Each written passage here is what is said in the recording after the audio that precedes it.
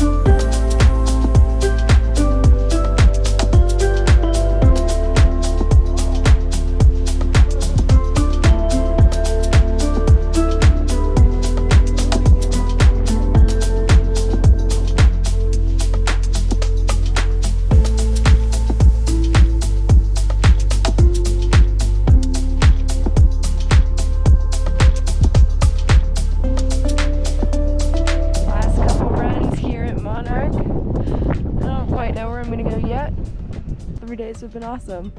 Monarch, you're pretty cool. Can't deny it. You were really hyped up and you lived up to all the hype. Everybody keep commenting on all my Instagram posts that I needed to get here. Glad I did. This was awesome. I hope to come back pretty soon.